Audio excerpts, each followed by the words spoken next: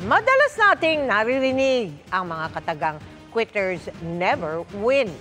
Pero ang isang grupo ng mga quitter, proud sa kanilang tagumpay na paghinto sa paninigarilyo. Ang kanilang quitting journey, tinutukan ni Mark Salazar. Sila raw ang kauna-unahang quitters club sa bansa o tropa ng mga matagumpay na nag-quit sa Yossi.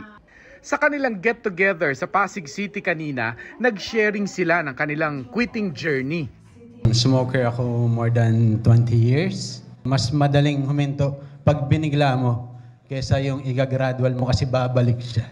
Sa tulong na rin po siguro ng asawa ko kasi nabuntis siya at naging sensitive yung pang-amoy niya. Sa una nahirapan ako na tumigil. Yun, until ngayon po, di na ako naninigarilyo.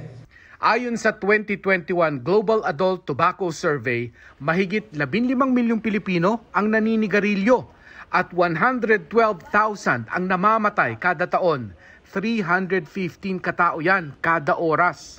Kung hindi ka man mamatay, dadapa ang kabuhayan mo sakaling magka-chronic disease ka. Quitting smoking is important if you want to save a lot of money because getting sick now is very expensive.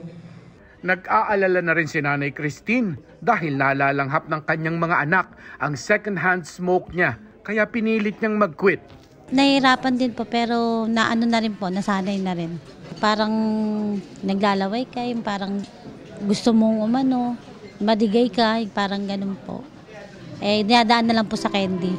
Si Tatay Edwin huminto naman daw dahil ang mahal na raw ng Yossi. Nakakatatlong kaha na ako. Magkano isang kaha? 160.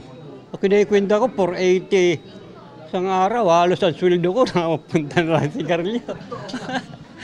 Lahat ng nag-quit nagsasabing mas gumanda ang kalidad ng buhay. Wala nang hingal, bumaba raw ang BP, hindi na rin daw sila mabaho. Yung mga nag-quit, isipin mo na lang kung ano yung mga chemical na nailalanghap mo noon. 7,000 chemicals. Okay?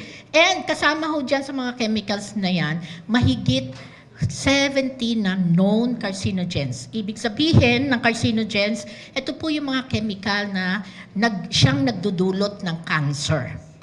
May bagong kalaban ang mga anti-smoking advocates, ang vape at e-cigarette.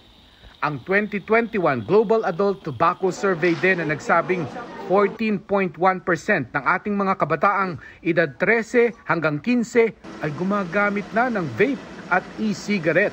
What we are seeing is a rapidly changing landscape. So on top of the tobacco epidemic that we have right now, we are now seeing also the vaping epidemic. Panawagan ng mga advocate na gayahin ng iba pang LGU ang Tobacco Control Project ng Pasig City. At itong Quitters Club nila, baka pwede rin daw magkaroon ng Vape Quitter Club Teen Edition. Para sa GMA Integrated News, Mark Salazar, nakatutok 24 oras.